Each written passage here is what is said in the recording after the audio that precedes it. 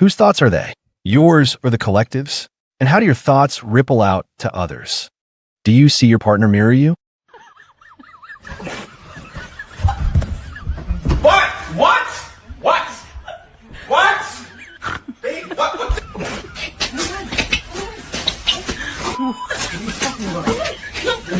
What are you talking about? What are you talking about? What is that? What?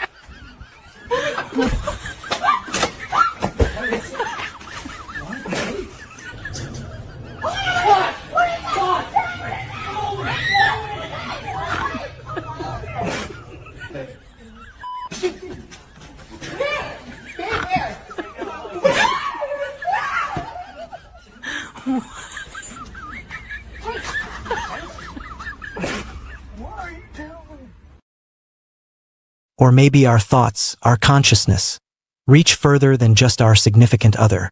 Tonight, we explore mass consciousness.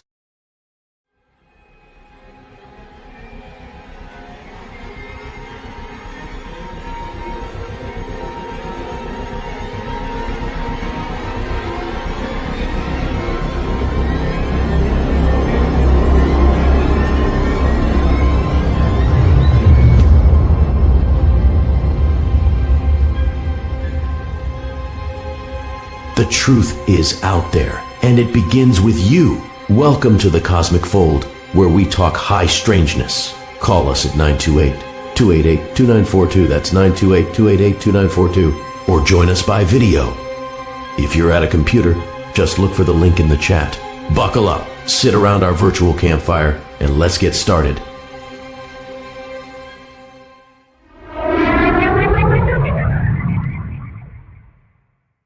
Welcome to the strange world of mass consciousness, the shared awareness, beliefs, and emotions of a whole group of people, all humming the same mental tune, whether they realize it or not.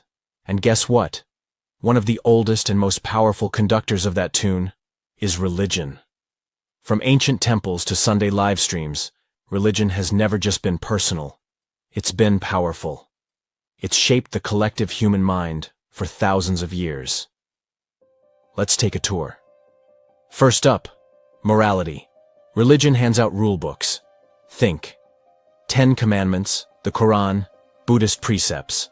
Moral frameworks that tell us what's right, what's wrong, and how not to totally ruin Thanksgiving dinner. Sociologist Emile Durkheim said religion gives us a shared moral code. It's social glue, not just spiritual advice. Second, myth and symbols. Carl Jung called them archetypes, deep, unconscious patterns we all carry. The hero, the divine mother, the wise old man. Religion breathes life into these stories, through sacred texts, art, even blockbuster movies. Ever notice how Thor is basically a Viking god with a Marvel contract? Third, institutional power. For centuries, religion was the original influencer. Kings claimed divine rule, churches ran schools and hospitals, and empires marched to the beat of a sacred drum. Even today, religion shapes laws, politics, and cultural momentum. Mass consciousness? Yeah. Heavily curated. Fourth, identity. Religion tackles the big questions. Who am I? Why am I here? What's for dinner after death? And when enough people share those answers, it creates a collective sense of purpose, woven into the fabric of culture itself. Fifth, ritual. Prayer, singing, fasting, kneeling. All the stuff that may seem symbolic actually syncs up human bodies and minds. Neuroscience confirms it. Group rituals literally align brain waves. It's not just tradition, it's a neurological jam session. And sixth, crisis mode. War, plague, pandemics. When chaos hits, religion surges. It provides comfort, certainty, and meaning. It wraps disaster in a narrative, and that narrative spreads like, well, wildfire. So yeah, religion doesn't just shape beliefs, it sculpts civilization's mindset. But religion isn't the only force in the mind-molding business. Let's talk media. More specifically, 15 tools the media uses to shape mass consciousness. Buckle up. Tool number 1, the vanishing crisis. Remember when Japan started dumping Fukushima's radioactive wastewater into the Pacific in 2023? Massive outrage, protests, bans, and then poof, gone. No follow-up, no nightly updates, just a media blackout curtain. That's not journalism failing, that's a narrative window closing. Tool number 2, emotional priming. Ohio 2023, toxic train derailment, black cloud, dead fish, crying families. America's Chernobyl, they called it. You felt before you thought. Then the story disappeared. That fear, still lingering. That's emotional programming, 101. Tool number 3, false balance. A climate scientist versus a guy with a YouTube channel and a hat made of tinfoil. We're just presenting both sides. No, you're manufacturing confusion. Equal airtime, equal credibility. Tool number 4, fragmented information. Yes, a policy passed, a disaster struck. But why? Who profited? What led up to it? If the dots aren't connected, your understanding is pixelated. Tool number 5, crisis fatigue. War, virus, shooting, scandal, repeat. Eventually you go numb. That's not your fault, it's by design. A panicked public is unpredictable. A burnt-out one? Much easier to manage. Tool number 6, manufactured consensus. Experts say, most people agree. Who? Where? Based on what? These phrases pressure you into agreement without showing the receipts. Tool number 7, repetition of talking points. Start paying attention. Unprecedented. Baseless. Gravely concerning. If every anchor sounds like they copied their homework, spoiler, they probably did. Tool number 8, good versus evil narratives. Complex problem? Doesn't matter. Someone's a hero, someone's a villain. Black and white. No gray allowed. You don't analyze, you react. Tool number 9, outrage distractions. While you're busy rage-liking a celebrity scandal, Congress quietly passes a law stripping digital privacy. But hey, did you see what that actor tweeted? Tool number 10, silencing dissent. Someone questions the narrative? Label them misinformer, fringe, extremist. Not because they're wrong, but because they're inconvenient. Tool number 11, selective coverage. Thousands protest peacefully. One guy throws a rock. Guess which one makes the front page? It's not news, it's narrative. Tool number 12, thought-terminating labels. Woke, anti-vax, radical. These words don't explain, they shut down thought. Once labeled, you're no longer heard. Tool number 13, emotional imagery. A crying child, a burning building, a desperate scream. Boom. Your emotions hijack your logic. What you feel becomes what you believe. Tool number 14, corporate PR as news. Ever wonder why every station suddenly runs a miracle drug story? It's probably a press release, cut, pasted, and dressed up as journalism. Tool number 15, pattern without proof. This could be part of a growing trend. Based on what? Nothing. But your brain connects the dots anyway, and the fiction becomes your truth. Put it all together and what do we have? Not a news cycle, a control system. Not a free press. A consciousness management operation. Mass consciousness isn't just influenced, it's engineered. Not always with lies. Often with carefully chosen truths, amplified emotions, and strategic silence. So the next time a story vanishes, or everyone tells you what to think, or your gut tells you something's off, pause. Ask yourself, are these really your thoughts? Or were they installed? Because if you've stopped questioning, they've already won. I would agree with that. Hey, good evening, everyone. Well, we have a new face here. I just wanted to introduce Brighton, and he is a real trooper because I have so many problems with internet connection, sound, all the other stuff. And of course, we've got Helen and Denise, and I'm Deborah. So thank you all for joining us tonight. We're talking mass consciousness, but you know, the thing that's weird lately, and I don't know if you guys have picked up on this, is that for the last couple days, I may think about something, write about something, and then it like manifests in the next 2 days or so. So, for instance, I was writing on this whole thing about religion and how it affects mass consciousness. Then I listened to your Substack today, and you guys were talking about it. Right. Last show, we were talking about if you look up, that other people going by will look up. So, the day after the show, I walked down to our Circle K, and this little tiny dog comes running up to me and it's like spinning around. I'm like, oh, what's wrong with you? So I follow the dog. And then there's this lady dressed in like Indian, Native American, real heavy clothes. And it's like 98 degrees out. And she's just standing there staring up at the sky. And I thought, I should take a picture of this for Denise and Helen. But then I thought, what if she wakes up then?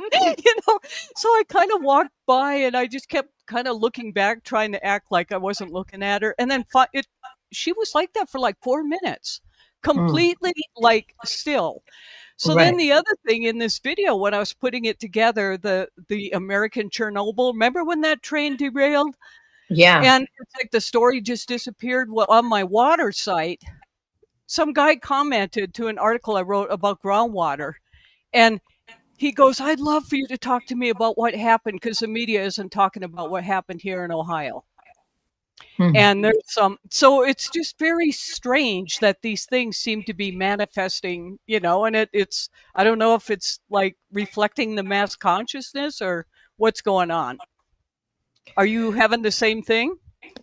I have that happen all the time. You know what I'm saying? I think you're probably tuning into like, and it seems like when you tune into an idea, often it's like it presents itself in other forms. I've noticed, Yeah. I think it's kind of like if you I think it's the universe kind of going, hey, that's right.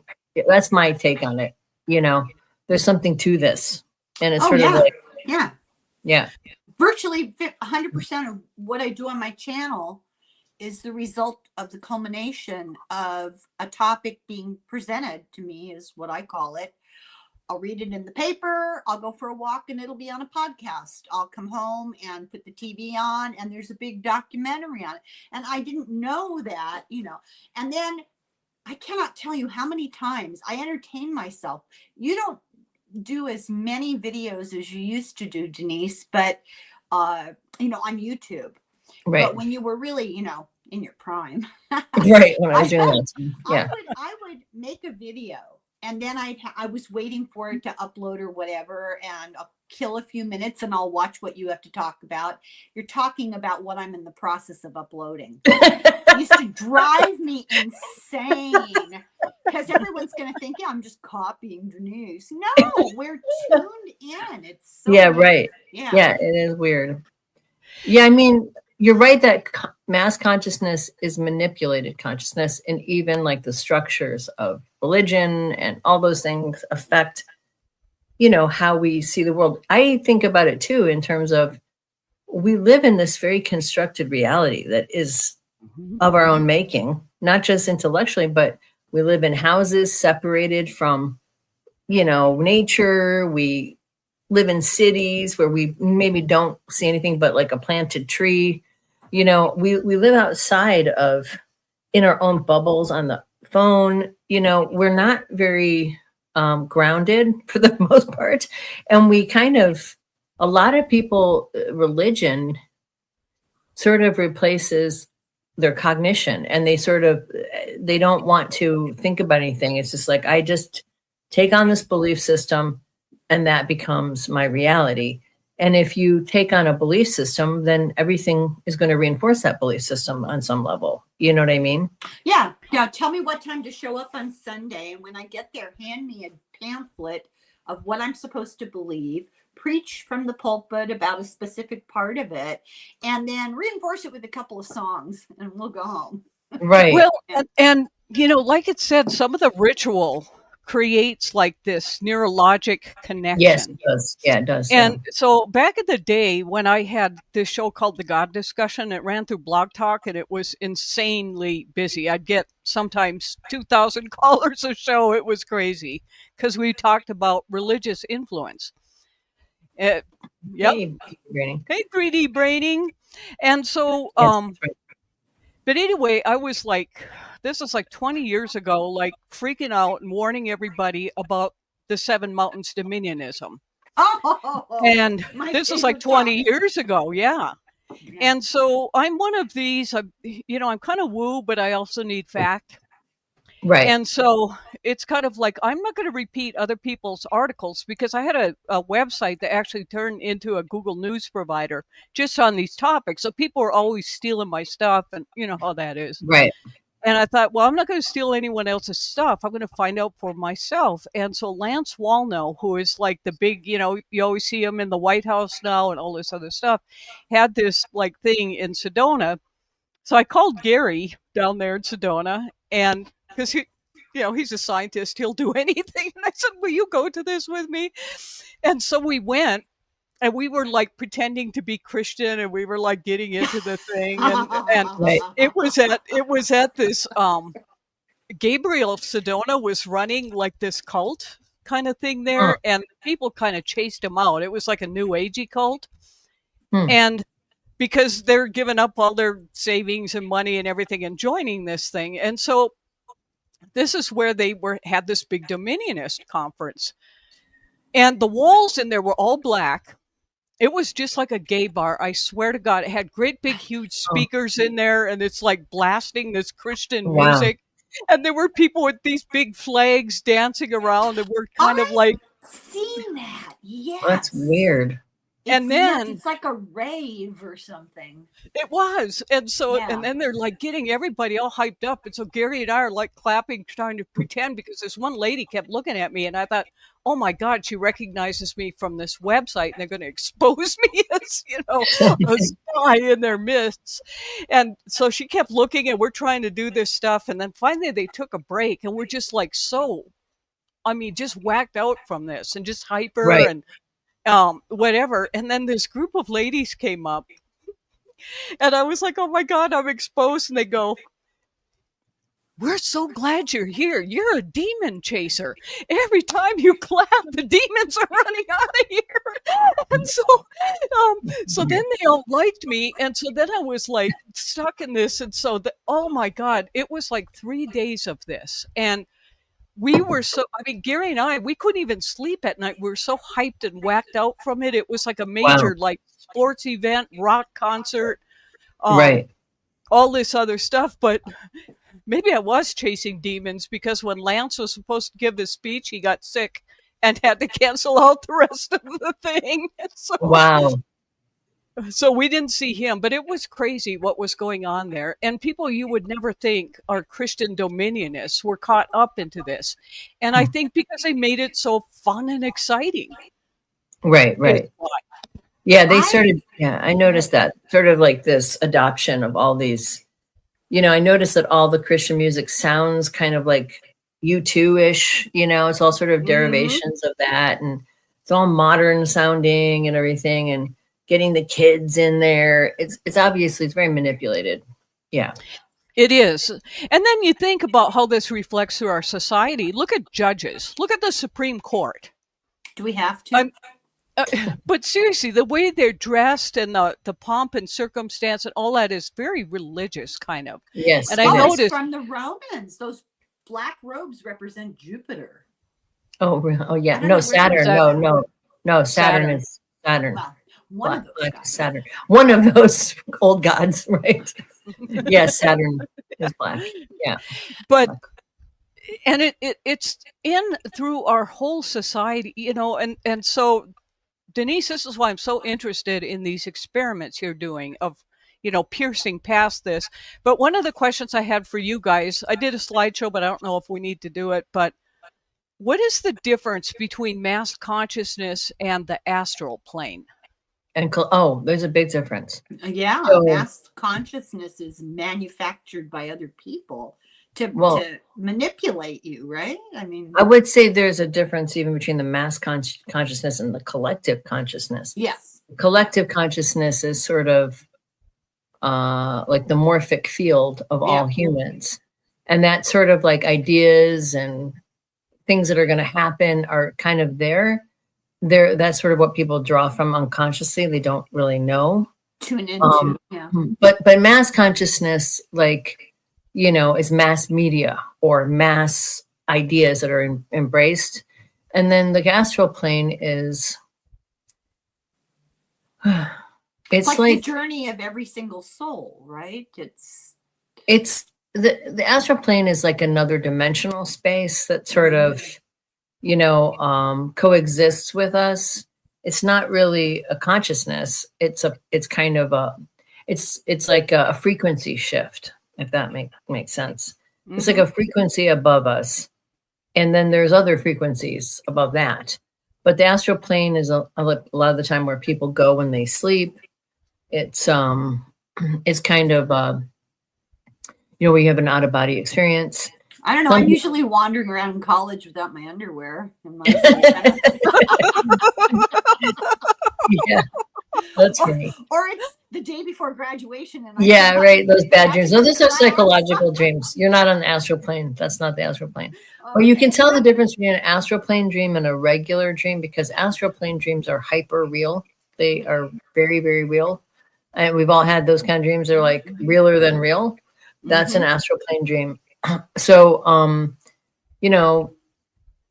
after the astral, so people can get stuck on and the astral plane is kind of synonymous with the bardo in some ways, in me in Tibetan kind of lore, because it's full of all these different things, people's, fears, and, you can also build things on the astral plane, like whatever you think or imagine, you can kind of create there.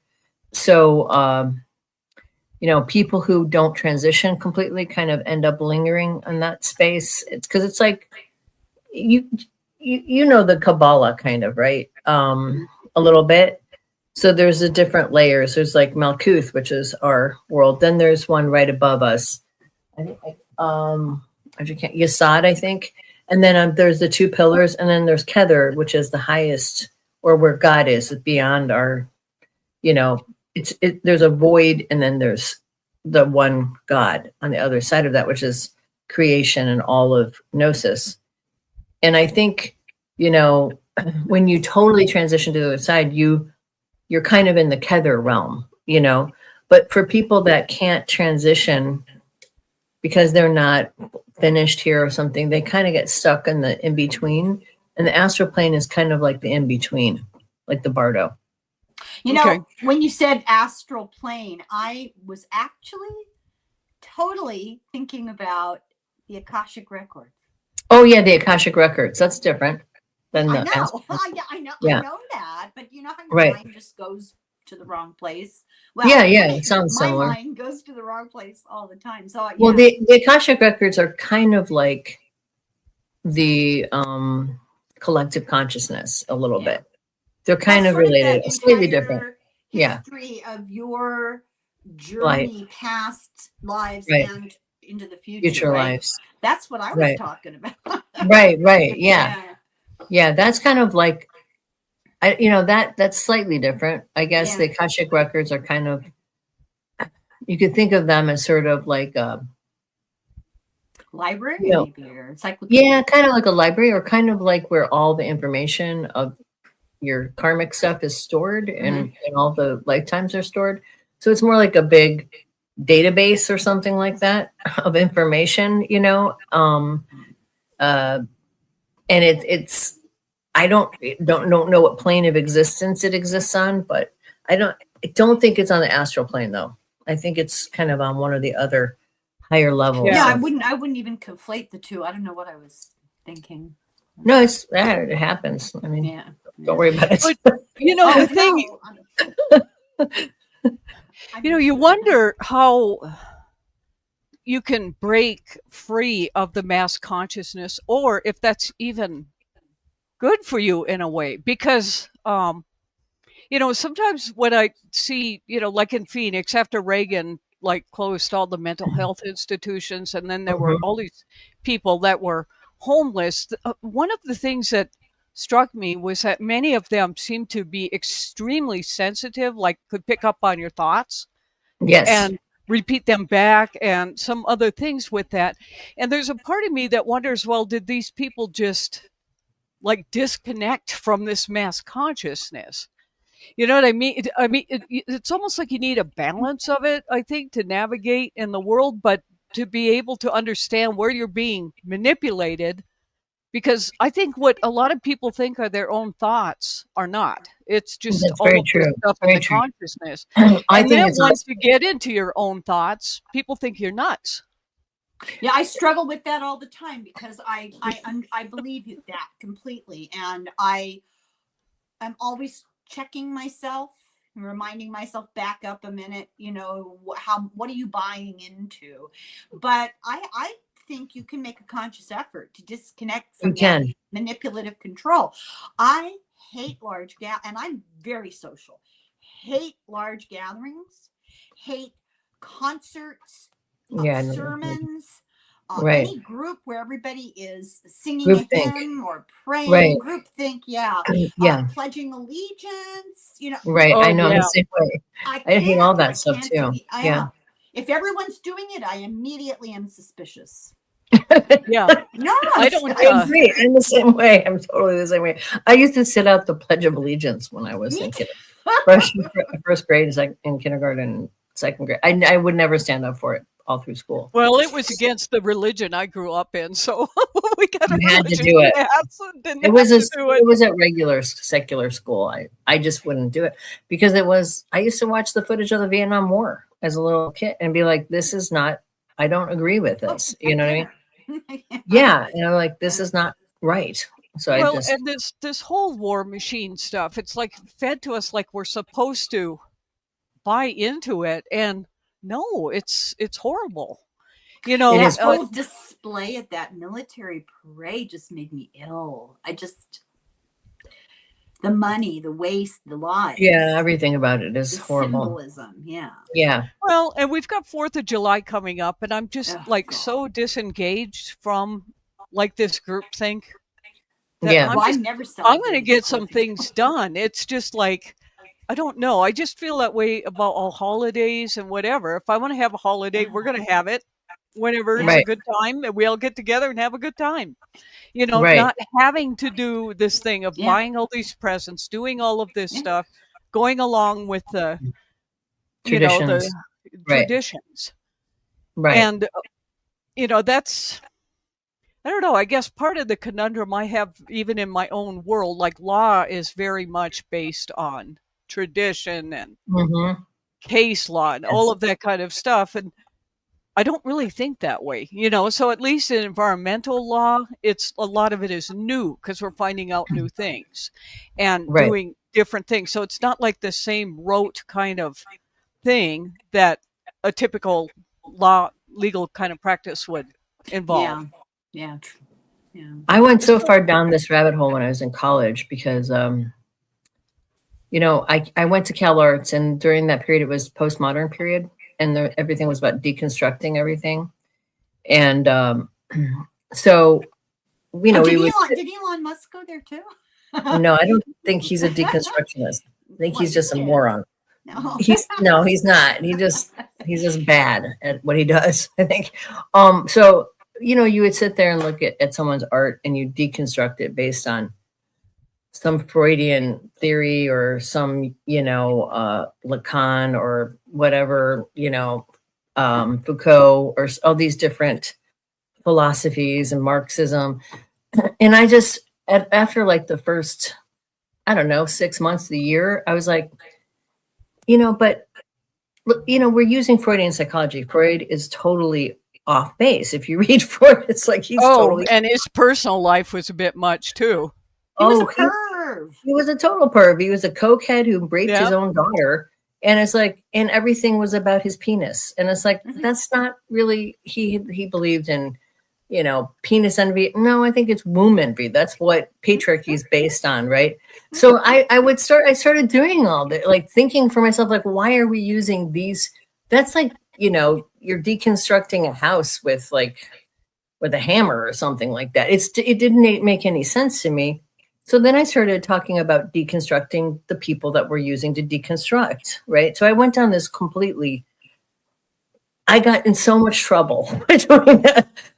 People got so mad at me My teachers, my professors, because they were bought into these ideas. They were totally 100%. I mean, I had a scholarship too, and there was only one full scholarship at Cal Arts in the art department. So I was under a lot of scrutiny. A lot of scrutiny. And so,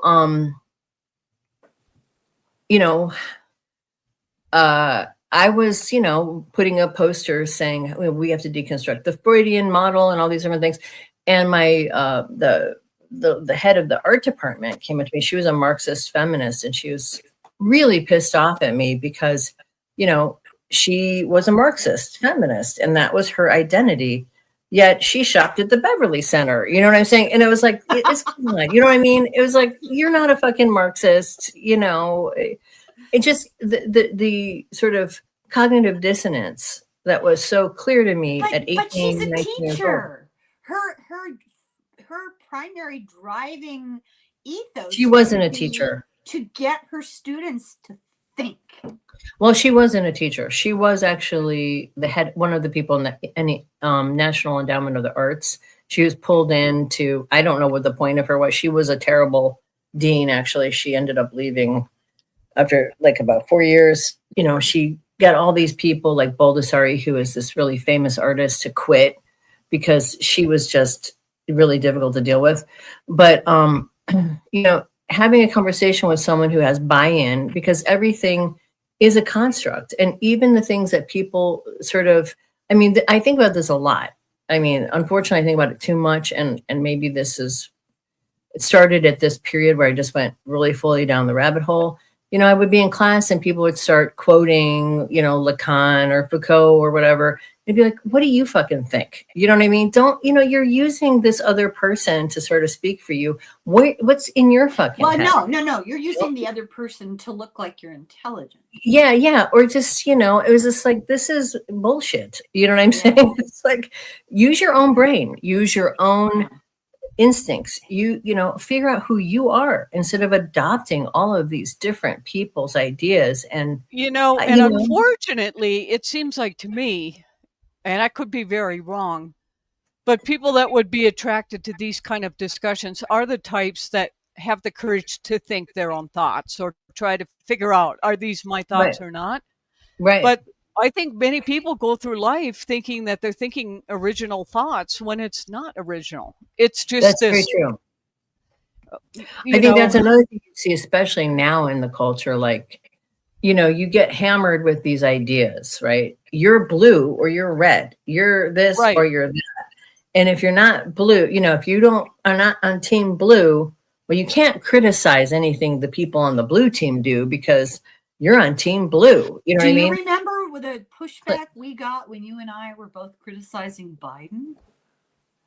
I don't, because I don't really pay attention to it, frankly. Oh, well.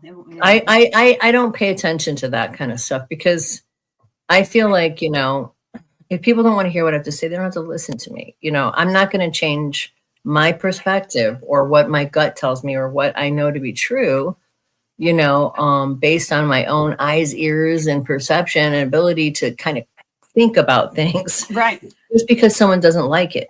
I feel bad. I don't want to hurt someone's feelings, but I respect that they may not agree with me, but I'm not going to change my opinion because of that. You know what I'm saying? No, but I'm just saying it's a good example of not towing the party line. Well, or like I said back in 2020, I think, or maybe earlier, like 2018, maybe when Trump was first in office, Nancy Pelosi has, is not perfect. You know what I'm saying? Oh, corporate hack. Now people agree with me because I'm looking at the facts of what she did and her decisions up till that point. And it's like, I'm not just going to go, oh, well, she's she's the good guy against the bad guy. No, she's part of the problem. The reason we're in the situation we're in now isn't because of just one party. It's because the entire thing is completely messed up. It's decayed. It's marrying people who don't believe through their own thought processes. Assume everyone else hasn't thought it through and they can teach you whatever info convinced them. It's mirroring people who don't come to the booth with their own darkness. It's the same everyone else has. Yeah, maybe you're right. I think you're right, 3D braining. I think that's, I get a lot of that. People trying to send me stuff and, not so much anymore because I've been doing this for so long and people know like I'm not going to really. It's a lost cause. It's a lost cause. It's like I'm going to say whatever. Yeah. But in the beginning, I just got hammered with, but no, what about this? What about that? What about, oh, this psychic says this, that person says this. I'm like, I don't give a shit. I'm sorry. You know what I mean? This is another question I have. A lot of like psychic readings. I'm not talking about individual ones. I'm talking about if they have to do with politics or, that kind of thing.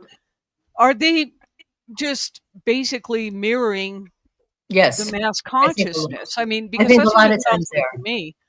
Yeah. That was my impression. Like, I think, I think a lot of times they're mirroring either what people want to hear and what they want to believe. That's it. Or they're mirroring things that they are part of the party line. You know what I'm saying? I mean, I went on Coast to Coast back in maybe 2009 or something like that. And it was George Norrie, who's very right wing. And he had me and two other psychics. The other two psychics were plucked from the Republican side of the table. And they were telling him, Obama's going to lose. There's going to be another big terrorist attack that's going to be from, some Arab country, all the things that the right were kind of, had their hackles up about. I'm like, there's not going to be another attack. Obama's going to win a second term. And the problem is going to be domestic terrorism. And we're going to have climate change. That's going to be our other big thing. I was right on everything I said, right? But I was never invited back. He was not happy with me because I didn't sort of mirror what he wanted to hear. And that's one of the problems you find in this space is, in 2020, when I went on to my YouTube channel and I said, Biden's going to win, but it's not going to go back to normal. Basically, this is going to come back and rear its head, and we're going to have to deal with this. We're going to get a 4-year break, maybe 2 years, but maybe 4. And then we're going to have to be right in this fight again. And I had like maybe 50,000 subscribers, and I went down to like 10 in a day. Well, I don't hear as much anymore from people who didn't like what they were hearing. Because it's all starting to come true.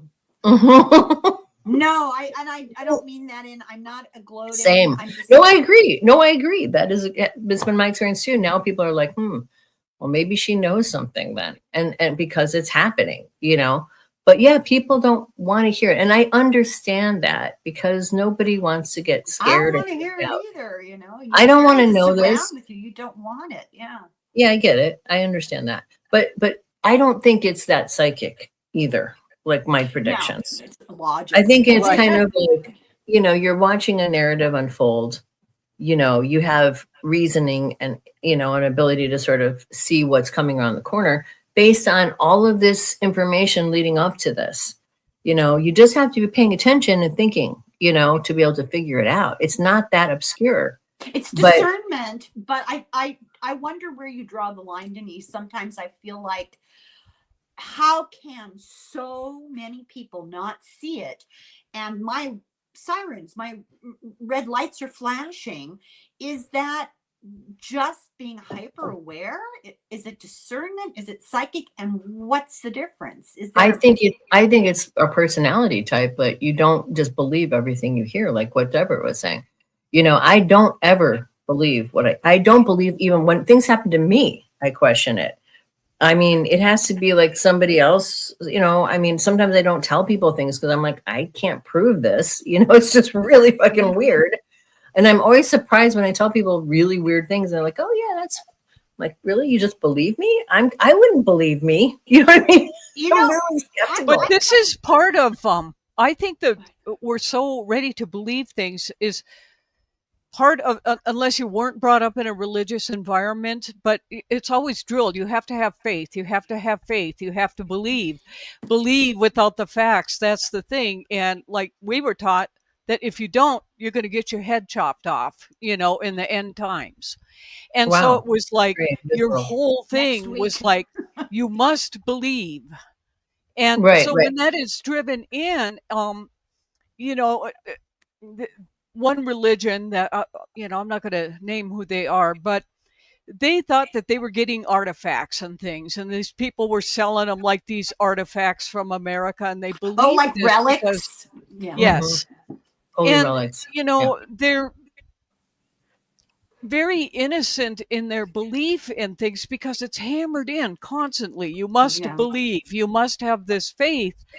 And some Yeah, they don't trust religions even say, don't even look it up on the internet. Don't look up, don't try Don't trust. to. Right. Yeah. Don't trust yourself. And so That's why they're evil. That's why they're evil, and that's why they're control systems. Because you don't Exactly. have to have faith in God. I don't have any faith in anything. I know from my own personal experiences. I know there's a God because I feel God. You know what I'm saying? I talk to God. I feel God. I know there is a creator. I know there is, from my own spiritual experiences, because I pay attention, I don't have to have any faith in it at all. You know what I'm saying? Well, my Right. worldview is not even really what I would call a theology. I guess Right. if you had to put a title on it, it would be more like deist. I guess I'm more like Benjamin Franklin than I am like Jerry Falwell. Right. Somewhere Right. in the middle, right? Right. I mean, I think that, the idea of faith is really unfortunate, because I think it's a real, It's a constraint. it's a construction so that you don't use your spirituality. You don't make Yeah. the direct connection, because Right. all original religions are actually shamanic. Yeah. You don't, some people might be more tuned into it than you are, and you might ask them for guidance, but you yourself have communion with Mhm. the divine. You're a divine. You don't have to be told it. You know it. You just feel it, and if you just open yourself up to it through meditation or prayer, you'll have experiences. And, that's really all it is. And I think religion kind of puts a cash register and a control system in there to kind of control your own connection to your source, to yourself. And it tries to manipulate you for its own benefit. Just like a and government tremendous state. fear. They put tremendous And fear. That's right. That's how they Because I think leaving that cult, I always knew I wanted nothing to do with that cult, but it was one of the hardest things I think I've ever done in my life, It was takes great to courage, leave that. Deborah. And it really affects your thought process. And, Yes. It I does. still think it does to an extent. Mhm. Oh, absolutely. Absolutely. It affects your neuroanatomy, and it affects your neurochemical processes. That's been shown to be true. Any kind of Mhm. patriarchal theocratic construct can change your brain, and it's a struggle to change it back. It really is. And I wasn't raised in a religious.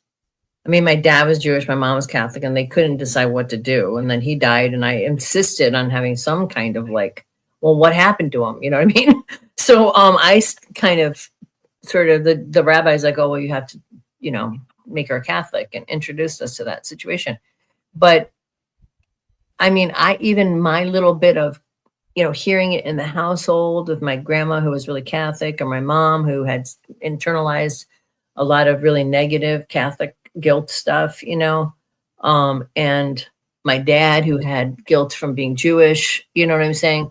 I had to deconstruct all that when I was going into things like shamanic paths and stuff like that, where, am I going to be the devil? Is there going to be a demon? All this stuff, And then I finally just said to myself, well, damn, if God is this controlling and this much of an asshole, then I guess I'd rather just hang out in hell with all the people that are doing, if God is that evil, then I don't want any part of God, if that's And that's true. why I tend to use words like the universe or whatever, because there's Right, such a same. negative connotation Patient from to the God. religious. And for many, many years, I didn't pray. I still don't really pray. And the Right. genesis of that was catechism, because we had this really mean nun. She was so mean, and you know how you have to say your prayers before you go to sleep. So I would just I prayed for like a year that she would die. I'm so horrible. Well, And then she did. So then I spent the rest of my Catholic faith confessing over murdering her.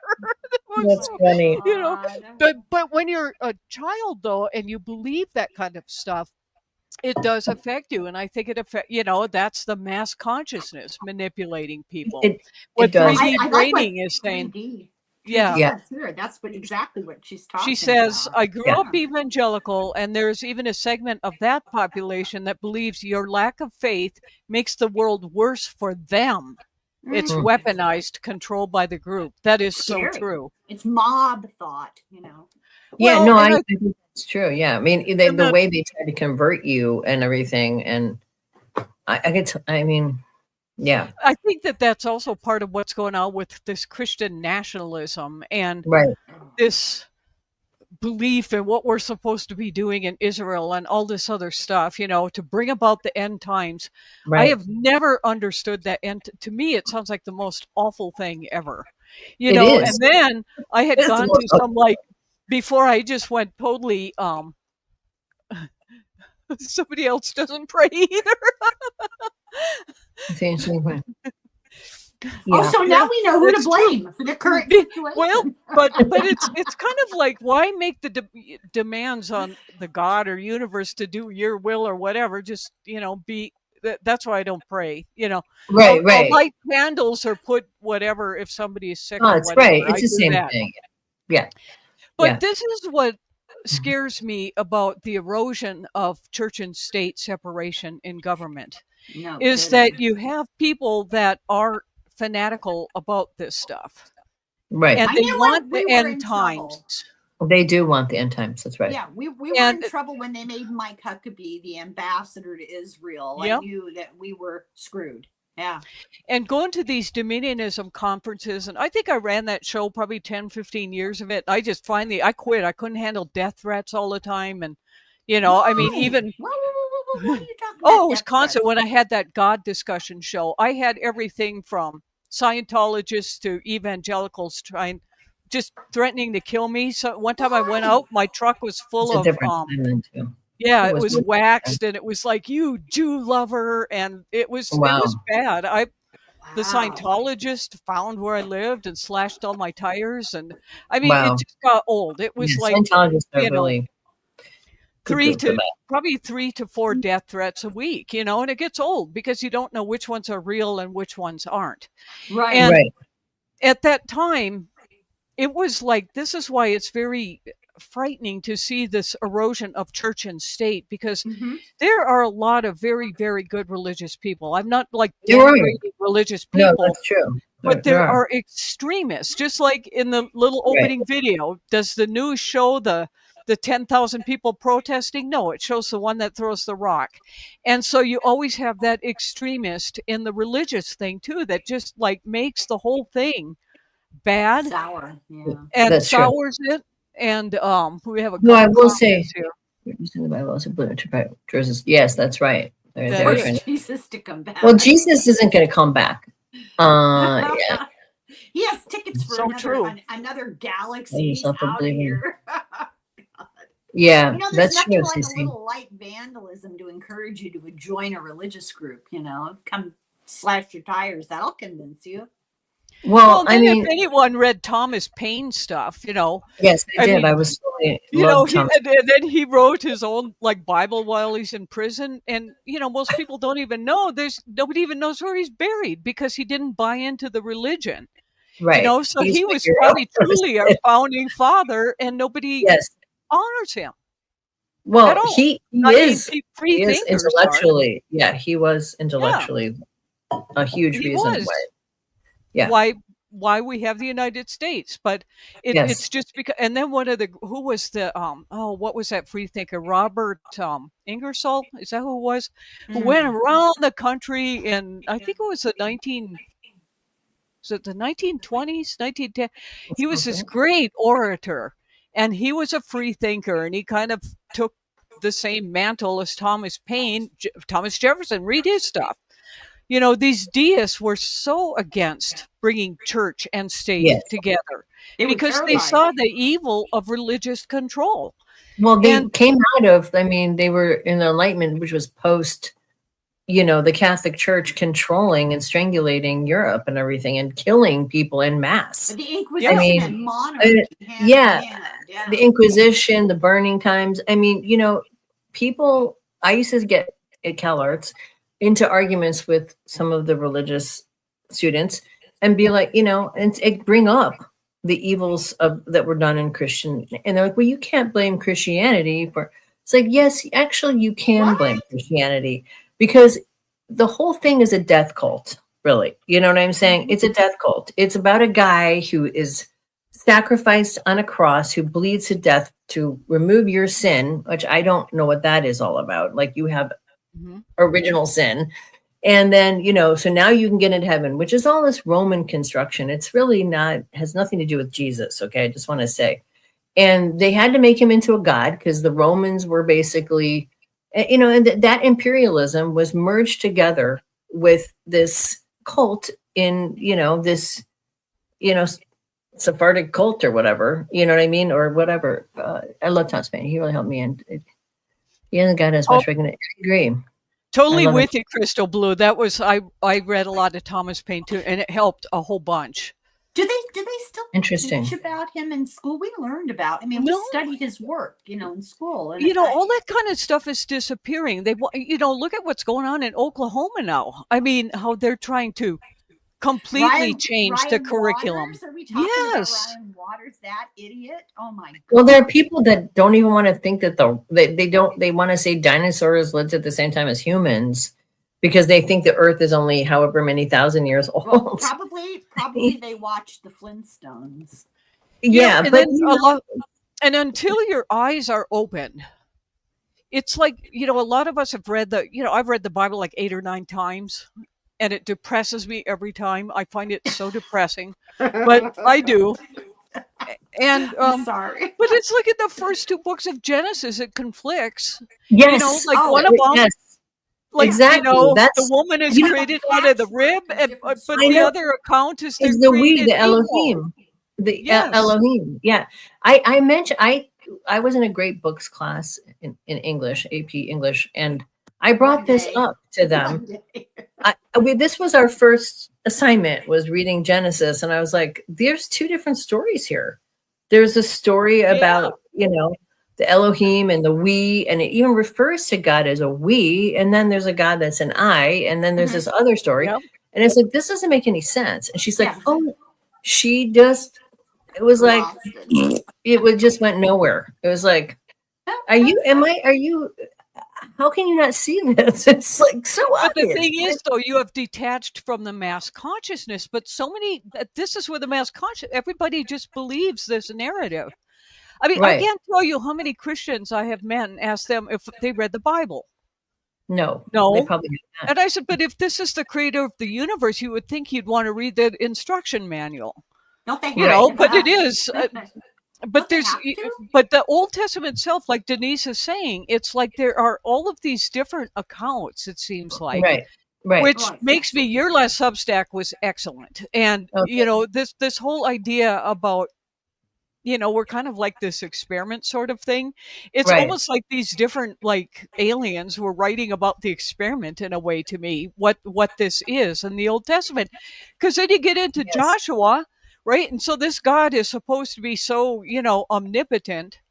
And then there's this story about these people were attacking Israel and they had iron tanks and God couldn't destroy them because they were iron. And I asked my dad, I said, this doesn't make sense to me. How can this be this omnipotent being that can't destroy the other people's? And he goes, they were all aliens. We're just, you know, I got that from my dad. He said, we're all like this experiment from aliens. And it's like one alien group couldn't conquer the other one. That's exactly right. I think that's what the history of the Bible is all about. Yeah. Right. And that was bad that she was told the truth. I mean, that is also the serpent is also a layover, and the apple is a symbol of the heart of the goddess, and the serpent is actually an ancient goddess symbol. So that is kind of the patriarchy, the patriarchal Jews trying to bury their own religious, That's right. their own spiritual traditions by saying it's Demonizing the evil. goddess religion. Demonizing the goddess, demonizing feminine wisdom, because they wanted to adopt this. And there's a really good book called When God Was a Woman that I read in Hell Arts by Millstone. And I mean, I did That's it a on my classic. channel. yeah, it's a really good book. And I can't remember the whole book. I mean, I read it like 30 years ago, or more now. But I covered it about 3 years ago. Oh, you did? Okay. So yeah, watch her I'll thing. have to listen to that because it's been like 30 years since I've read it. Yeah, So it's been a long I read time. it. It's only been 3 for me, and I don't remember a word. Well, it's dense. I just remember the thing that stuck out in my mind the most was that the ancient Jews were goddess worshippers like everybody else. I mean, almost all first cultures were matriarchal, and they had this thing where they started developing agriculture, and then they started, building temples. And what happened was their society, they would cast out men who were violent, right? It's not an uncommon practice in tribal societies to cast out psychopaths. Native Americans, yeah. Almost all cultures do that because, and then, out by yourself, you usually can't survive. You can't survive. So it's sort of a death sentence. She was saying in the book that these were a bunch of cast out men who got together and basically formed a cabal of this patriarchal thing. And then they came into the goddess culture, and they would destroy the temples and rape the women and take over. So it was a hostile takeover from patriarchy. It was this, and I thought that was interesting because basically it was a bunch of psychopaths who got together and decided to start patriarchy. And it's like, this is why when you look at the Kabbalah, it wasn't taught to women. The Jews would not teach it to women. They would only, until the 20th century, it was hidden. And you had to be a man over 30 who was married, because the Kabbalah has all the ancient information that's pre what they became, pre, Yahweh kind of religion. It has the tree has the feminine side of the pillar, the masculine side of the pillar. It is it's opposite of everything that you're trained to be when you're living in that culture, that you're supposed to be subservient as a woman and all this. And they didn't want women to know their power, That's basically it. Well, right, and I don't know if you can hear. For those who are new, this is our sound guy, but I told him if he wants to head out, it's up to him. Whatever you want to do, Brighton. But there's other people watching, so wave to the peoples. He's very adorable. How old is he? All right. He's so cute. Too young How old are you? for you, Denise. He's 18. You're 18? 18. Oh, yeah, He's my going to daughter's help 18. me. He's going to help me film some of the, for our rural adventure, and he's learning the sound thing, and he's just he's super, super creative. I bet. Very he smart, looks good guy. Yeah, he looks like that. Yeah, he looks like a really good, good person. You. You're welcome. I told you we'd compliment you, Brighton. It is lagging a little bit. Yeah, it's lagging. Yeah. But anyway, it's up to you, because I don't think anyone's calling. So just whatever you want to do, and then I'll do what I can to fix the system next week. So, but thank you. But hang out if you want, because we like having you here. Well, I'll probably head out now. I can understand that. Turn off the lights. Yeah, hanging out with a bunch of old ladies. Turn off the lights and shut the door, and I'll see you next time. All right, Brandon. Nice to meet you. Well, thank you. See y'all later. Thank you. In fact, he's so cute. What a sweet kid. I told you. Yeah, I told you guys he's good looking. Well, you didn't seriously think he wanted Well, to he's tall. He's like probably 2 feet taller than me. He's really tall. He seems so sweet. He seems taller. How tall are you? I'm only like 5'3", so he's... Oh, you're little. Yeah, so he's like 6'3". Yeah, so he's like he's tall. Big, tall beanpole. Yeah, he seems like a really good kid. Yeah, very sweet. Yeah. That's nice. So anyway, that's our sound thing. So when people want to call next time, he'll screen your call and knock you in so you can talk with us live without having to do video. So that's why he's here. That's cool. That's good. Plus, And plus nobody he's tried. learning. Yeah, nobody tried to call in. Nobody tried to call in. Oh well. Yeah, he's learning how to do stuff. It's probably good for him. He's probably learning a lot. He's probably good with technology. All those kids are good with technology. It's inherent. I think their DNA. They just grow up with it. No, Yeah. they grow up with it. That's it gets wired into them. They understand the logic of it. It's epigenetics. It kind of is, yeah, and just environmental. Yeah, like when my daughter was like 2, I was doing this photo shoot for this book called Knitting It Old School. The ladies that I was working with, they had an iPhone, which was new at the time because it was so long ago, and she was like 2 years old. They gave it to her, and she's like da-da-da-da-da, and she could use it, and I was like, what the fuck? It's like 2-year-old kid, like they, it was weird. I was like, how do they know how to do it? She's like, all the kids text like really fast, and I can, I'm so bad at texting. I'm so slow at it, and forget about sending links. I'm really bad at that. But these kids just whip right through it, man. They're really good at it. I mean, she was 2 years old, 2 or 3, and she just could use it. Like it didn't. Yeah. She knew how to open everything. I don't know how she knew that. It was very weird. Well, I was kind of blown away. I asked this woman because she had nieces and nephews, and she says, "Oh yeah, I've given to babies before, and they know what to do." I'm like, how do they know that? I mean, it's weird, right? They tapped into the mass consciousness. They mapped into the tap consciousness, and they know how to do it. Weird. Yeah. I don't know. I'm still afraid of electricity, so I just don't even understand the mystery. Well, about the mass consciousness, so we were talking about Akashic records and stuff. To me, the databases in AI are kind of like a mass consciousness Akashic record in a way. With everything that's, Yes. And I put it in the slide. I won't bring the slide up because I remember basically what it was. But, the number one probably the top 5 concerns globally, and we're talking 7 billion queries a week going on. Wow, that's a lot. Climate change. Wow. That is what is in the mass consciousness. The other thing was, like in the United States, a lot of questions. What's Christian nationalism? What are they going to do to me? Are we going to have a civil war? There was when AI started, I know Gary and I used to try to break it and stuff, but we were doing math and productivity stuff. Right. And now people are turning to AI and they're trying to find spiritual meaning was a really big one globally and in the United States. So they're looking for spiritual meaning, basically counseling, mental health help. Wow. And then questions about medicine and how can I afford to live kind of stuff. It was so dark. Wow.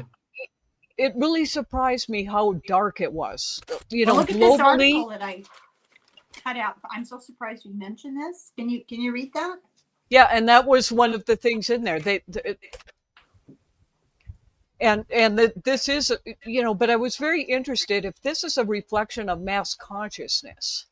Can we change mass consciousness? And that woman from Harvard, she said, like a 3.5% can change the mass. 3.5% of the population thinks a different way. It can change the mass consciousness. But there's a part of me how do you transcend that? Because we're obliterated with news day in, day out. Well, that's the point. Religion. That's the point of all the garbage. Just our social norms that you're sort of trapped in it. And if what AI is reflecting is true, and I think it probably is, it's people are in a very, very dark and frightened place. Yes, they are. About the only thing that was about the only thing that had any modicum of being positive, and this is like biohacking kind of stuff, to be younger and live longer and that kind of stuff. But I'm thinking, why would you want to if everything else is so dark and awful? But that was the only thing. And then the youth. So I was asking the youth, and their number one concern was mental health. Yeah. they feel like they can't talk with people, and so they're approaching a machine to help them with and so this mass consciousness thing, I think, is disturbing, where we are at. I don't know if it's new or we're more aware of how bad it is. Well, Well, I these think guys are weaponizing it because their goal, and this is stated in this article, these are like tech bros a la Peter Thiel. Their goal is, let's get rid of all jobs, turn everything over to AI, and we won't need you peons anymore. That's their attitude. Well, yeah, if I ever get this predictive model done video about what AI predicts, that is a big thing, major job loss. And then with that comes a loss of identity and civil that's right. unrest. That's exactly And right. so Cece's saying ChatGPT is answering questions I haven't asked when I'm not logged in. That's pretty weird. Wow. So I'm That is convinced it is trying to form my opinions. Who's Well, just and it did listening get in? into that though too. It's like a loop. There's like this loop, and we feed AI. AI then feeds us stuff back. Then people blog about it. They put it on the internet. It feeds back in. And then another thing is that people's questions or concerns are all media driven or religion driven if they're looking for meaning. So it's like the three work hand in hand. You've got the technology, you've got the religion, and you've got mass media, keeping this giant feedback loop of mass consciousness. Right. Yeah. Yeah. Right. Yeah, I see that because Bill, I'll bring up topics. Denise is with us on Wednesday, so I begged her to come in because I like her. She's such good insight. So yeah, I mean, that I was talking to my husband about that. I don't know. I think climate change is driving fascism to some degree. I think climate change has been driving people wanting to some kind of change, some kind of addressing of concerns, and our system is so completely corrupted. It is full of cancer, and people are looking for someone to save them. So I think that's driving fascism around the world to some degree. People are afraid. I think they know. I mean, you can tell people, you can try to manipulate them with, oh, it's not real. It's not really hot. But they know. They go outside their house and it's 20 degrees hotter than it used to be. And they know. It's reciprocal too, though, because fascism is speeding up climate change too. Exactly.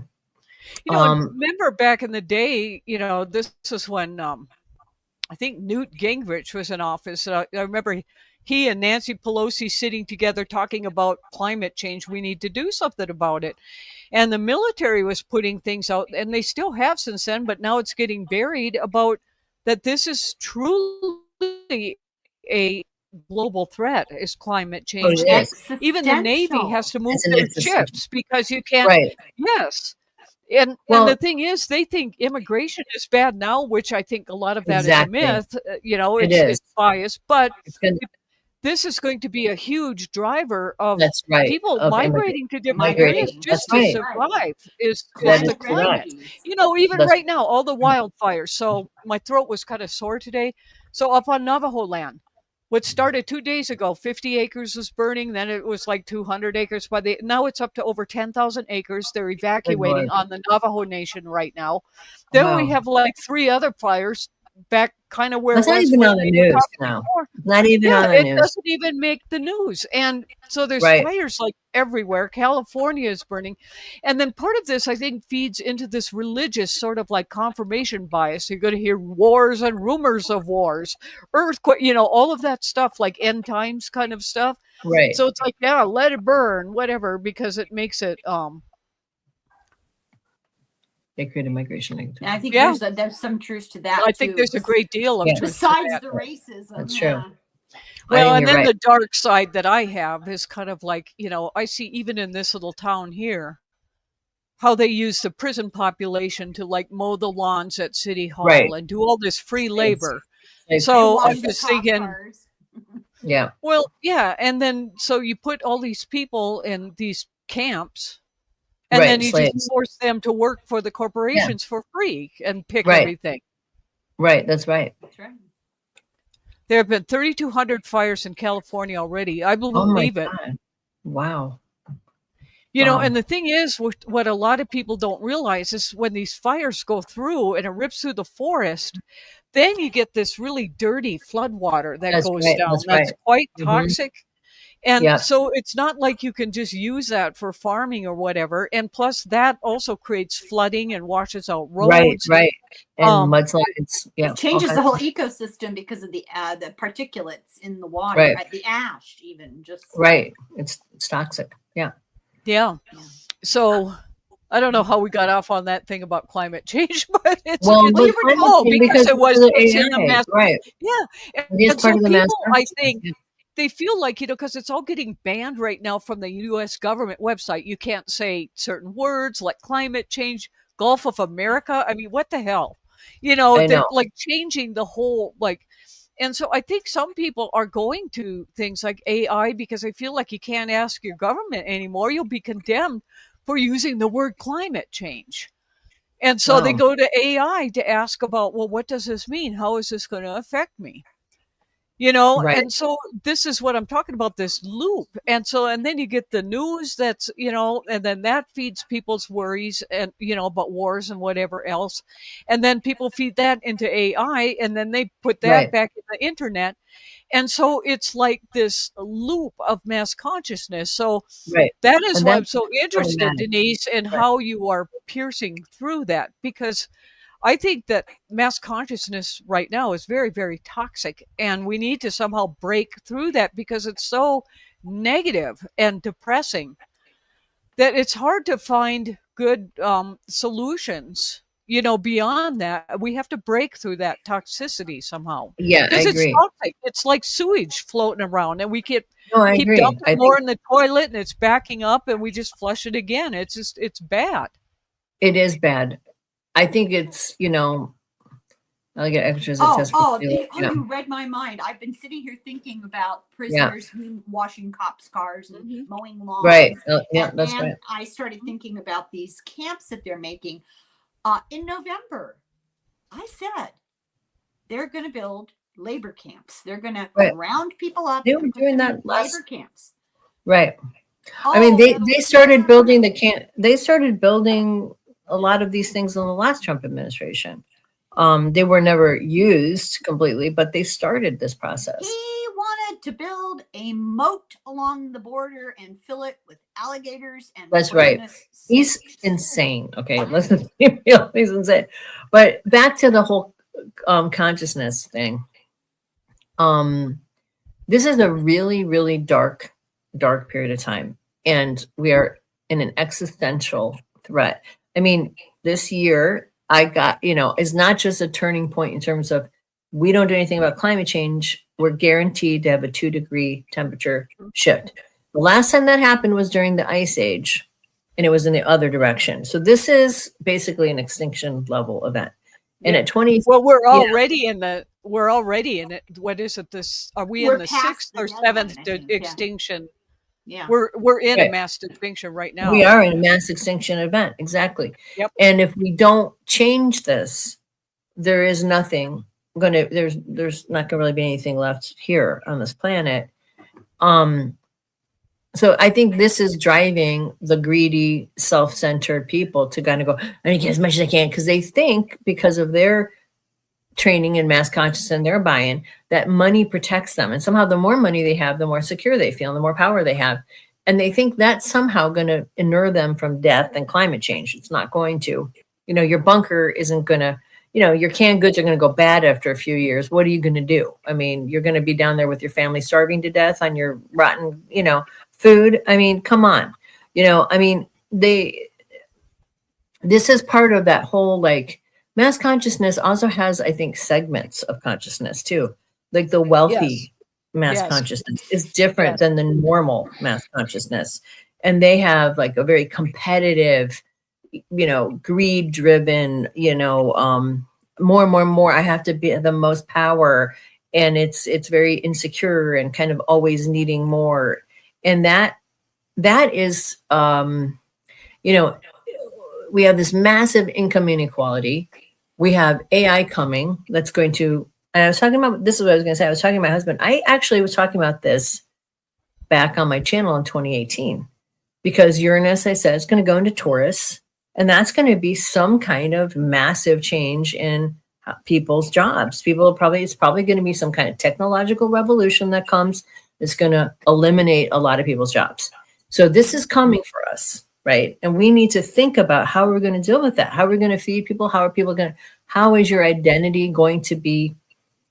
How are you going to deal with that if you don't Let have? me tell you, you guys being psychics and astrologers are going to be one of the few, like humans, that serve a purpose, because people are going to be looking for meaning. And I threw that out to AI, like jobs of the future, that kind of stuff. And so, like we talked about in the mass consciousness thing, when things are bad, people turn to religion for whatever. But a lot of people are leaving religion, but they're still looking for spiritual guidance. They're looking for spiritual guidance. Prophets and seers. Remember Cassandra? Things don't really always go very well for people who try to speak reason to the group, because if your message is not what people want to hear. I think though that's different now, though. I have to say, yeah. I think it's not true. I don't think that's it. The billionaire mask. Oh, that's so true. The plastic surgery. Yes, absolutely. They all look like they're stamped from the same. Cross the uncanny valley line and have no idea they tell one another they look great. They look like a bunch of like fish to me, like these big lips. Yeah, they do. They look like they're stamped out of the same mold or something like that. To the point you're saying about, I agree with what you're saying, because I think when people are in periods of, I know for myself, like just doing this for so long, that when things go bad, when the world is in a bad place, people are much more receptive. They're much more receptive to listening to you because, you've been saying things, and then they go, well, that's actually happening now. And that is true. They look like fish. Yeah, they do. And so what happens is people open up and they're lost or confused. They come to people who can maybe give them some kind of guidance or insight, right? But when things are going well, people don't want to hear any of this. Well, those are the first people they bash. Yeah. It's like this, or even like in a disaster, the whole neighborhood gets together and helps each other. But I think we're going to get to the point where there's so much of it. That's where there's too much of it. There's going to be too much of it. This is all by design. I mean, like I've been saying, they're trying to kill us. And I don't mean that figuratively. I mean that literally. They're trying to kill us.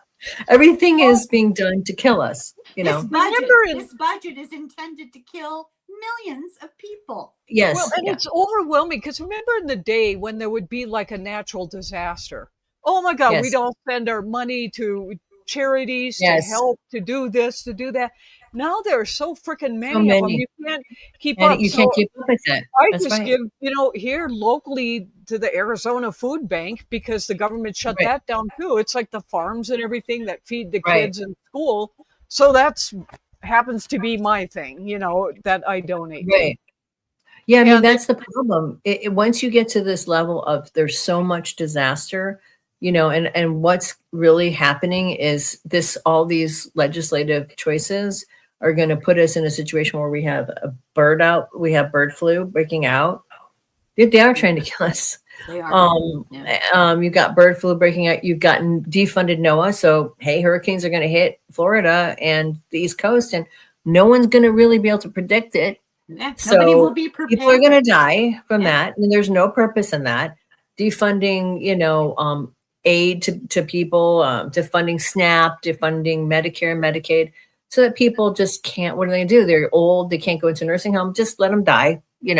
That's the whole thing. Every single decision is give me more money if I'm a rich a-hole, and just, cut off any kind of supply and try to take more from the little people and just live off of that. It's a very, kind of going back to feudalism or something like that. That disease thing, though, Denise, that's coming. You mentioned that.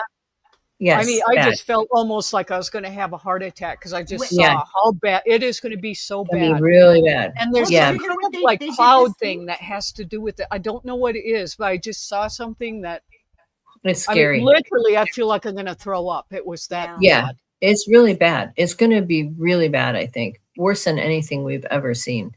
And But yes, the it's patterns are recognizable if you put it in a historical context. Don't have to be a genius. Just past behavior predicts future behavior. Look at what happened before. People are probably going to act like that again, right? Now they're sending all people's Medicaid, medical records, all the people who are on Medicaid, why they're on it. All that information is going to ICE. yeah, I know yes. Yeah. So now Okay. you're on a list. You're poor. Right. You're taking money. Well, they're trying to you're get on the people. list. There's also, if you've seen the ads, I don't know if you've seen them, but I have. I one time, Christy Nome trying to get people who were immigrants to sign up on this app, so you could win a Oh, I chance heard to. about it. Yeah, I That heard is about it. sick.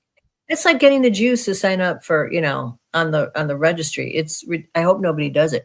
I wonder what you think about the idea that these very rich people have decided that they are supposed to live and other people aren't. So they actually are totally disconnected themselves from reality. I 100% think that's what's going on, Cece. I think that we were talking about this in our Substack the other day, me and Helen. I grew up, we were lower middle class, I guess you could say, like lived on Social Security, and we lived in this very wealthy enclave, basically. And I can tell you from just living around those people, they don't look at other people as other people. They look at them as you're a peasant, you're nothing, you don't matter, you don't wear the right shoes, you don't have the right haircut, you don't have the right money, bank account, you're nothing. And I don't care about you at all. And they're so disconnected. And this is back like in the 80s. This is not a new phenomenon. It's only gotten worse and more extreme over time, as they've gotten wealthier and more powerful. And like, there's a movement on the left, which I totally agree with, and I've been saying for years, is like, there should be no billionaires. There should be no one with that much money. There should be no one who has enough money to buy an election or do all these insane things. A government, it's right? anti-democratic. Right. Yeah. And those people should be taxed like the old days where they were taxed 50% of their wealth. Oh, they no, should in be, Eisenhower's time, if you made over, I think it was or $1 million, 90% of their tax. 90%. That's the way it should be. They should give 90% of their wealth back. That's how it should be. You can still be special because you have more money than everyone else. But this is not even a topic because we're so beyond that at this point. Things are about to just teeter on the collapse. Look they're at just Bezos collapsing. living. Talk about an example of the issues of the time manifest. Look at Bezos' wedding. Look at the guest list of Bezos' wedding.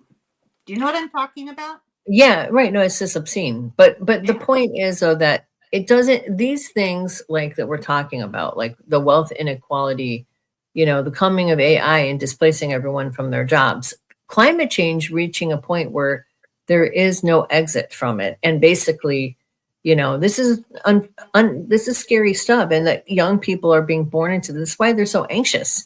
They know all this is happening. They know that we're on the teetering on the edge of extinction, and how can they think of a future? Even, I mean, there are times when I've been with my daughter and thought, should I even bother to send her to school? Like, maybe she should just do whatever she wants today, because I don't know if it's going to matter, really. You know what I mean? I know that sounds really dark, I'm playing with the theory. I know it's a really weird kind of thing, but I sent you guys a video link. This guy he's in upstate New York. He's dying basically of kidney cancer. Yep.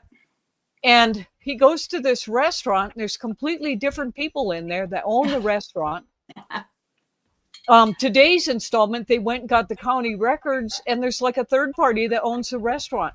It's people are going through, and now this guy has gone to this restaurant for 17 years. Before that, even when he was a kid, his family went there. And so he walks in there, and there's completely different owners, completely different people, and they're like, act "Oh, like they nice know to see him." you again."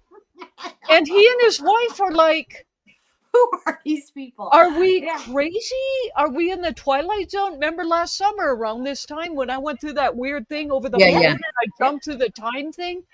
I honestly believe that and what was so weird about this though today, his video was, I mean, they got the county records and now nobody understands it at all because now there's a third party involved.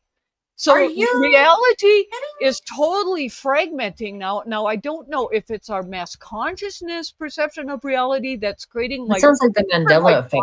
things. You've heard of that Mandela Well, effect. yeah, but definitely. We even did a show one Saturday. But the thing is, it is so strong what he went through that he and his wife remembered the owner, remembered the people, remember what they ate, and then they go for their usual thing, and there's even a different race of people running the restaurant under different management, and they act like they've known him, and he has no idea who they are. And he's just like, and this guy is just like, he's just like a nature lover, likes to tinker on his machines. He's not like the lying type. I've watched his stuff, and but there are other people I have run into, and now I went through like another one that I need to talk to Elaine to see if it's true. But I remember when there was they called it the Dude Ranch Fire here in Arizona. It was one of the first big ones. And one of the famous Western writers had a cabin there, Zane Grey, I think. And there was like this little museum that he had too. And so we brought a whole bunch of people to help plant trees. And then we go to this area, and the cabin had burnt, but the little museum was still there with all his stuff. I mean, I remember it distinctly, talking to the person. And now I'm seeing on Facebook, and they lost the museum. It burnt. That was like, and I'm thinking, am I insane? Because I distinctly remember talking. So I'm going to talk to Elaine and see if she remembers the same thing I did. But I think a lot of us are going through this right now, where reality is different. And so I'm not sure if it's a mass consciousness pocket or split or how that works, that so many people are going, and I've run into other people who are going through this, where reality is actually totally different right now than it used to be. You know what I'm worried about is if you're not experiencing that, does that mean you're stuck back with the hoi polloi? She saw that too. Crystal Blue did. He's very believable. And it was just so strange. Well, you know what? I'm wondering, like, this may sound weird and out there, but I had that experience when I was 13 where there was a black line in the sky and this giant moth came, and I was like living days before they were happening. And I've been noticing when I've been doing the consciousness, throwing my consciousness out, that I've been seeing black lines in the sky, sometimes multiple black lines, not like I saw before, but like everywhere. And I've wondered, a part of me has wondered if there's like some kind of portal thing happening, if that makes sense. Or there's something going on, and I am very aware of it. Because it could be a physiological thing. Like I know the Allen belt, which is the magnetosphere of the Earth, has gotten weaker, and maybe there's something kind of melting down from us going through this sort of extinction level event thing. And there's bleed through of different, I don't know. On France 24, they had a segment on AI videos that were putting out stories on wars and businesses that don't even exist. Wow. That's weird. I believe So that. is it a good thing or a bad thing to experience? I don't think it's a good thing. Glitches. It's like you could call it a glitch in the matrix, or maybe it's. Yeah. So the other day I was talking to someone who got a reading from me, and she told me about this story, which is sort of related to this. Her and her family, her and her brothers and her mother were out in the garden on their farm, and they were, playing, the kids, and the mother was, doing her stuff, whatever, doing the gardening, and they were playing. And all of a sudden they heard this crazy screeching noise, and they looked up and they saw what looked like a pterodactyl. I saw one of those when I was a kid. That's what she was a kid too. Yeah, and this guy Gary and I saw them, and then we had nightmares about it afterwards for quite a while. That's what she saw. She said they all saw it all of the kids, the kids were just staring at it. The mother freaked out, grabbed them all, put them in the house and wouldn't let them go out. And when the father came home, she explained to the dad, and the dad's like, "Oh, it's probably just a crane." She's like, "It's not a crane. No, it was they're not not. a crane." Yeah. And I was like, I told my husband about it. He said the same. It was probably a crane. I'm like, okay, it was, whatever. I'm not going to argue with you, but I think there are portal things, like there are wormholes or portals of time, and I mean, it could make sense that as this world is experiencing so much trauma and everything is breaking down, because one of the things I noticed before I had a near-death experience when my daughter, right before my daughter, well, during the delivery, where I had a mild stroke and I almost died, I guess. My OBGYN said whatever, was the closest she'd ever come to losing, a patient in her career, whatever. And so, but before that event happened, about a year before, like 4 months before I got pregnant or so, about 4 or 5 months, I started having this out of time experience where I was like, I would be painting. I talked about this, and I would be working on something. And I've been painting since I was 14 years old, and I'm almost 60 now. So, and at the time I was, almost 40. I've been painting for 30 years by then, right? So I know how long things take to paint. And I'd be working on this painting, and I'd be like, have all this work done. And I would look at myself and go, God, it feels like forever since I've been working on this painting. And it's like, I'm pretty much done. I would look at my watch. It'd be like a minute passed. I'm like, that's not even possible. Like, that does not make sense. So I would start to kind of like go, I got to get out of my house and just get like a breath of fresh air and go outside on my stoop. And I started seeing all these dead people coming to me all the time. And anyway, my dad showed up and all these other things. Anyway, so what I noticed is before I had my experience with my daughter coming and my only almost passing, I had all kinds of spirit activity and weird portal things and strange, and I think this is dark, but I think this might be part of what's happening is we're going to have a mass extinction of people. A lot of people are going to die. Like a prodromal period building up to. Yes. Is what you're saying. And I think like the guy with the restaurant, he's got cancer, and he's already probably in that realm. He's in that realm. Transition, yeah. But what made it weirder though was his wife experienced the same thing with him. Right. So I can't like totally say it's just but that happened to me though. I mean, I've been in situations where, well, the other time that I had the moth experience, it turned out I had a tumor growing, and that was almost going to kill me. And so, but all the people around me experienced the phenomena. Oh, they did too. So you like pull it through the portal. Okay, I see what you're saying. They all experienced it with me. I mean, I had friends who heard stuff on the phone after I was off of it. I can do a creepy version of it, but you probably don't want to scare everybody. But I wanted to let you know that Stephen Burns was giving an interview and was telling about seeing a UFO cube in January 24. You might have mentioned that, but I can't remember. Yes, we did. Who's Stephen Burns? I don't know. But he's the guy we had him on the video when he was testifying about that black cube with a sphere around it. Remember, we started it with testimony. We were talking about the cubes. It was a few shows ago. And I pulled his congressional testimony, and he was talking about it. And this, I think the ones without those spheres around are like more like UFO-y things like you and your husband saw, Denise. Right. But the ones with those sphere things, I think, are some kind of military drone thing.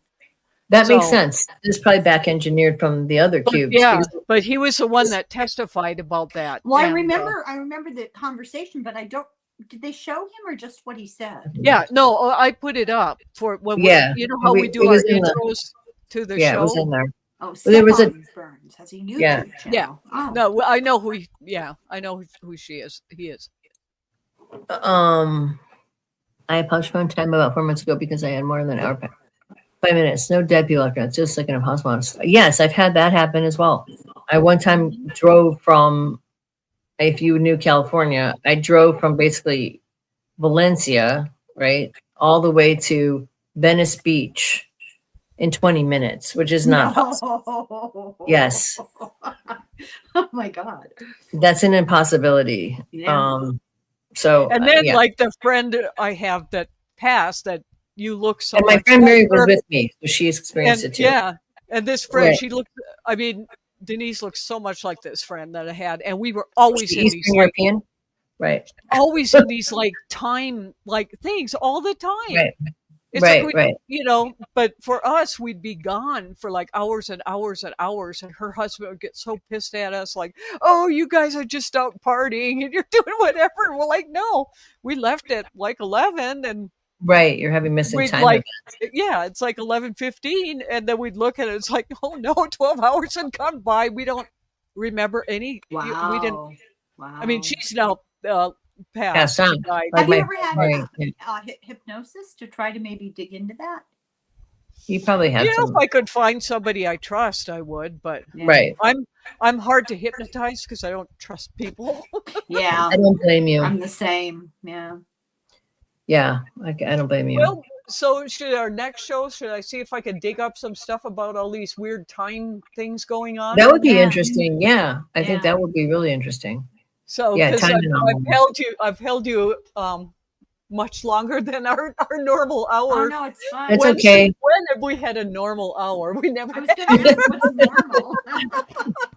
You guys are just so much fun to talk with. But I think maybe next week that's what we'll do, is talk about Okay. these time warp kind of things. I think that would be interesting. Yeah, because there's so many examples of it. I don't. Well, It they're would be interesting to associated dig with into it. UFO experiences a lot. They are associated with Yeah. UFO experiences, but the other thing that's weird about them is that UFO stuff is experiences are interlinked with near-death experiences and Yes. dead people. Yes. So that's a whole thing that I could talk about, an experience I had, which I think is what the interconnection is there between the two things. Why those things are interlinked. We'll talk about it You next. froze. Yeah, let's That do was that pretty one next week. This was fascinating. I want to thank everybody that joined us tonight and are listening later on, and our sweet little Brighton. Yeah. Call next time. I've hired a young man who will talk to you and get you in the show. Yeah. And he's so sweet. He is. Yeah. He's just a really good kid. So Yeah, he seems I like to, kind of encourage young people with their creative. yes. I Because think a lot that's of them really are good. like, oh, I have to go, get a 4-year degree, and they don't even know what they want the degree in, and it's so expensive.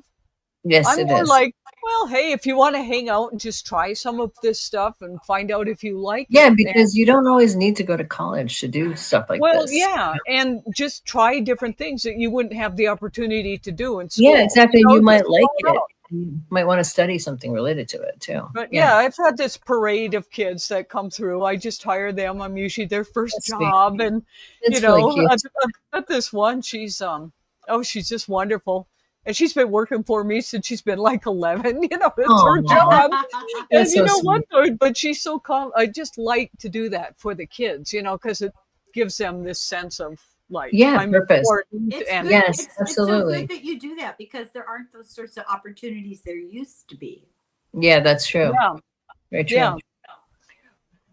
Well, thank you, Chris, and everybody else who joined us. Aw, Oh, That was very kind. very kind. Yeah. Yeah, that's very sweet. Yeah. So anyway, next Wednesday, and if you guys have some time warpy stories, come join us. Yes. We want to hear from you. Yes. Don't be shy. We're very down to earth here. Well, And we want to hear all of these stories. I don't know if we're Well, down to earth. maybe. We're Well, not maybe not all of Earth, judgmental. but We're not we're intelligent, rational people. But the thing that's great about sharing these listen to you. stories is what? No, we are. Everyone here is. Intelligent and rational. I think we are. No, I think I'm we're kidding. intelligent, I'm rational joking. people. Of course we But are. the thing that's really good about sharing stories is every piece is like a piece of a puzzle, and you Yes. understand it much better if you hear other people's experiences. So it really helps you to put together the whole thing when you hear other. Validating to hear that other people are experiencing similar things. It is. Exactly. You question It is. your own Well, it's Sanity. because the world is a lot weirder than people realize. It's a lot weirder. I think somebody said And- that, like maybe Shakespeare. Yeah. You know, probably. and the thing is, the way I look at this, if it gives like an opportunity to shed or get out of like the negative mass conscious thing that we talked about, you know, maybe these things are a gateway to get out. I mean, who knows? But just to share our stories next week and find out what this is, because Right. I don't think we all want to be under the yoke of that very negative, dark energy that's just feeding thoughts to us. Mm. There's got to be a Right. way to get out of it. Yeah, which there is is. where your yes, which That's is what where I your did, Andy. meditation. Yep. Yeah, we could talk about that too. But that has really helped me a lot doing those things. Yep. A lot. Yep. Yeah. Yeah, and I've pretty much shut down the news. I'm just so done with it. It's like I'm not buying into that energy right now. Just Yeah, not. it's too dark. Yeah. Yeah. Anyway, love you guys. Love everyone who's come we here. love you. And Yeah, love we you will too. see it if you subscribe. I usually put the like notification up the day of the show or sometimes late at night, but that way you'll know it's there and ready to go. So, all right. Thank you for well, we'll doing all end the that. work, Deborah. Yeah, Oh, thank you. thank you guys for bringing the wisdom and insight. So we'll talk later. All right. Okay, lots of See you love. tomorrow, Denise. See you Bye. later. Thanks so much for joining us. We love hearing your stories, so tell your friends so they can join the party. For show notes and our forum of high strangeness, visit cosmicfold.com.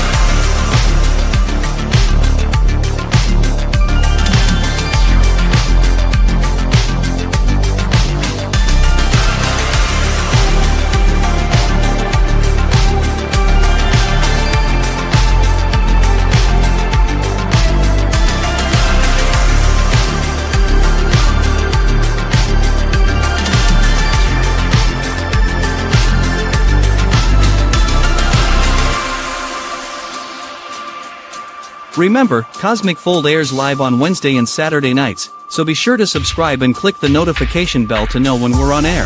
Thanks again and have a great evening.